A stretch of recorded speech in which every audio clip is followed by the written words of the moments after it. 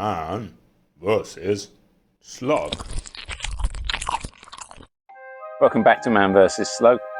We're now into the first week in June, and looking at the book Veg in One Bed, it looks like June is going to be quite an exciting month. We're going to be harvesting potatoes, harvesting some of the broad beans, planting beetroots. I love beetroots.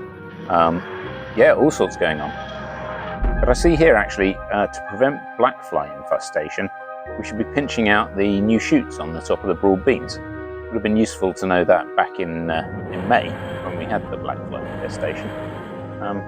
Yeah, anyway, shame we can't travel in time. Something I hadn't done in May because it was written in the small print in Veg in One Bed was to pinch out Swiss chard. So in each of the places where we planted the Swiss chard, we should only have one plant. And so we're just going to pinch off the weak ones and leave the strongest in each group. First group, a bit of a dilemma, they look both about the same. I am going to get rid of this one here because the other one's got nicer redder leaves. We're just pinching them off rather than pulling them up so that we don't pull the roots of the other plant out. And this one is going to be a bit of a salad later on.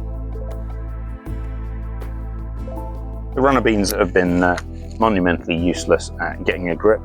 You can see the runner beans have started to curve, and they're sort of flared around trying to find something to curve up, but they're not actually being successful at holding on to the bamboo cane. So I'm just going to put a little bit of string around each one just to sort of hold it next to the bamboo cane while it gets started, and we can take these off so that they don't cut into the stem at all.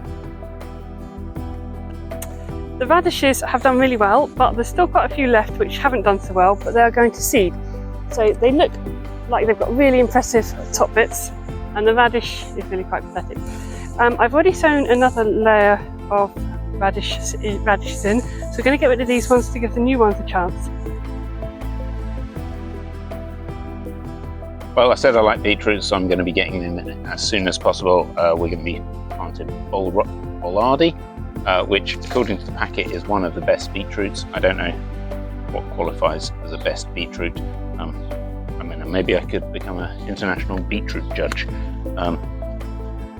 So we're sowing them next to the Swiss chard, like it tells us in Veg in One Bed. They're related to Swiss chard. We're just doing them 20 centimetres over. Sadly, the book says we should only do one row, really.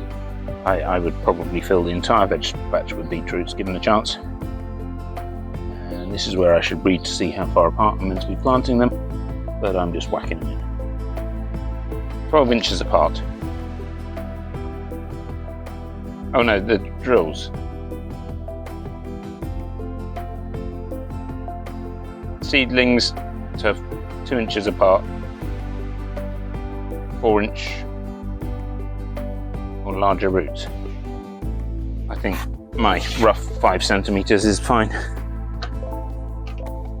I couldn't bring myself just to plant one row of beetroots, and we do have some extra space here because my vegetable patch is a little bit longer than the one in the Veg in One Bed, where we'd put some peas and we'd put some broad beans, but actually I think I can probably squeeze a row of beetroot in down here, so I'm going to do a second row just to keep myself happy.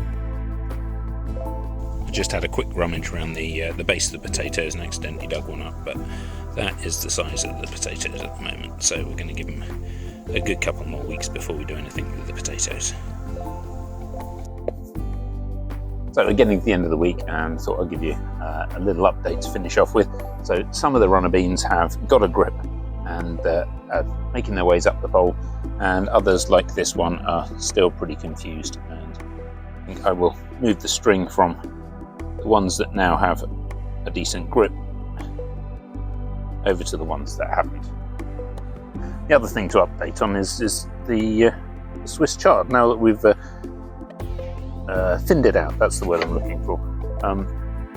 It's looking much healthier. The leaves seem to have grown quite a lot, but we're getting the start of some leaf miner bugs going on, which means that I need to remove some of the infected leaves, which means some of the plants are starting to look a little bit sad because all of their leaves were infected. Anyway, looks like it's going to be another nice weekend coming up, but you'll have to wait till next week for that. I recorded way too much video this week, so you've seen what's happened outside so far. Well, we've got to the end in about 5 minutes, so what happens in the greenhouse, or what happened in the greenhouse this week, will be a separate video which will come out on Wednesday. Thanks for watching Man vs Slug.